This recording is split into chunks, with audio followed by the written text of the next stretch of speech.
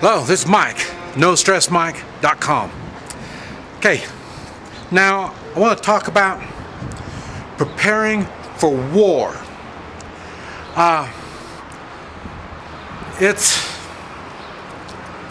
First we'll start with what's going on around us. I'm sure you've noticed that our police, in the way of their dress,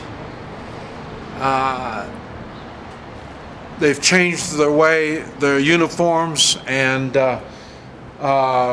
firearms, the way they carry their firearms. They've lost that, what do you call it, a personal type relationship with you. I mean, when they talk to you, it sounds like business, because for them it's business. I'll tell you, the reason that is because they're being taught to be paranoid now. They're being taught that the public is out to get them. And to a small degree, that is correct. I say there is some people that are just downright nasty to them. I mean, and probably 90% of them are criminals. Maybe even more than that. Because when I was running around back in the 70s, you could see that criminal attitude. And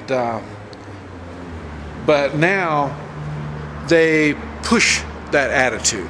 That's why I'm saying not everybody is a criminal now and gets that attitude, because there's many people just don't appreciate being bossed around and being ordered to do things when they haven't done anything wrong.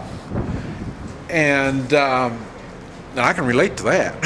So, but I don't get nasty. I mean, there's no reason for me to be nasty, because I've done enough of this that I've been able to. But I guess there was times that I was, years ago. But once I realized what was going on, I changed my tactics just like they've changed theirs. So you've got the uniforms, weapons, procedures that they use. I say now they don't mind killing anybody, because as long as it's by the book, they can get away with it. So that's why it's not that big of a deal anymore. Now, I say when I was running around with them, they had, the police had skills. I mean, in other words, you pull a knife on them, they'll take that damn knife away from you and beat the hell out of you for pulling a knife on them. Nowadays, I mean, you could pull out a squirt gun and they would shoot you and just say, well, it looked like a gun, and maybe it did. But I mean, they don't have the skills, the mental and the physical skills to do what they have to do now. So that's why they've got procedures, and these procedures protect them from their own laws. So you have that. You see the armored vehicles that they're getting now. So in other words, they're starting to become more militarized. These are all signs that there's a war. Now, I know many of you stay in your own little world. You travel the same roads, you go to the same restaurants, you associate with the same people all the time. So you don't see this war is already in progress. And they like it like that, because they can slowly put that noose over your head. And so, and that's what they're doing. And all these laws, remember the Patriot Well, everybody said, well, Patriot Bill, I mean, it's no big deal, nothing's going to happen. And nothing happened. But everything's in place. And now it's happening. Now they're using all these weird laws that they come up with in the past. And so the people that were bitching and raising hell at that time were crazies. And, they're not all that crazy. And it's really bad now. Now, for you should be preparing for war yourself. That's what preparedness is. Not so much war, but for disaster. And I guarantee war is the maximum of disaster. And it's not natural disaster. It's human disaster. Humans doing bad things to other humans. Now it's going on now. Now how bad you call bad, I don't know. Everybody's got their limits. And by now you all realize the only people I'm talking to is the 3%ers. And I'm trying to help the 3%ers learn and understand what's going on. And when you do understand, then you realize we're not the weird ones. And we're sure not the animals that are going to be herded around. And I understand a lot of us 3%ers aren't in the country, and we're not in positions where we can be self-reliant. I understand that. And I hope you understand that that's not a good position when you are not in the position to be self-reliant. You are really putting yourself in a bad situation in time of war. And like I say, right now is war. And you've noticed it's getting worse and worse. You need to be taking steps not only to get out of the city, not necessarily, I'm not saying you need to go move out in the country right now. I'm not saying that. But I am saying you need to have a plan where there is a place you can go in the city.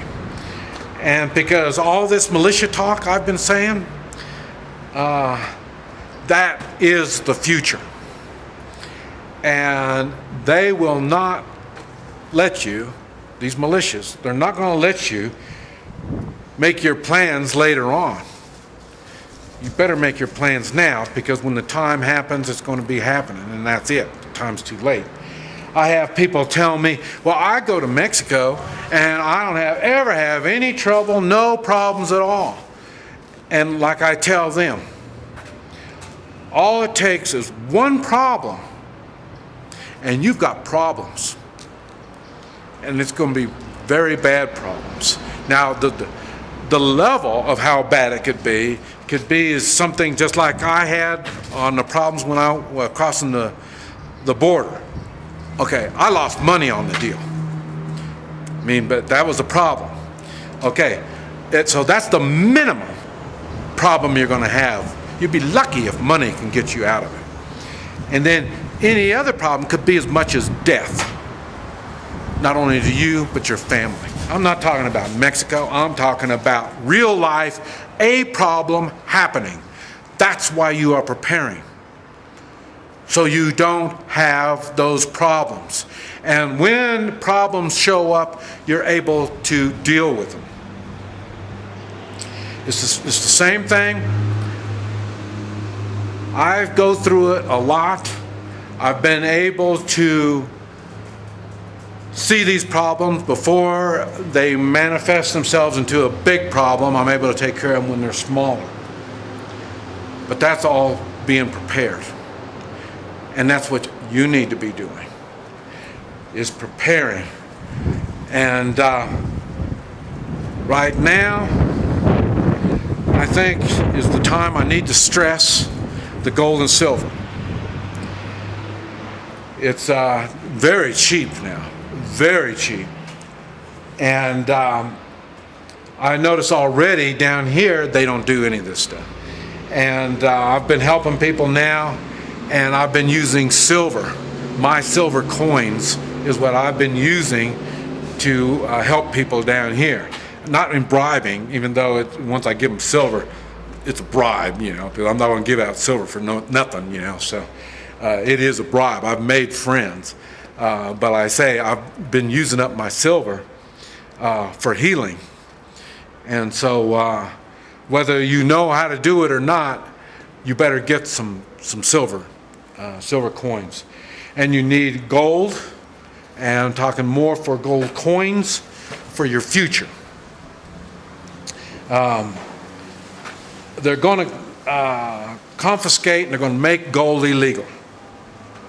But it doesn't make any difference. There's always going to be an underground use for gold. World War II, our pilots would use gold. They had gold coins sewn into their jackets, so they would use that to bribe help when they've been downed. So you need to have it. I've made videos on how to buy it. I made videos how to bury it, how much to bury, and I've done all this kind of stuff. But these are things you need to do. When war comes, I guarantee when you don't have what it takes, you're going to be in a very bad situation. And the gold will be enough to get you a new start, no matter where you're at in the world. And I say there still will be a future.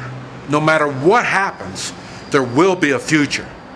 So you have to think on that future. That's why another thing that I push, skills and abilities. You're going to need skills and abilities to make this new future of yours. Don't depend on the government to give you a future. You have to build your own future. We've let the government do it, and that's what got us in this situation where we are now. So we have to be able to make our own future. That is how you prepare for war.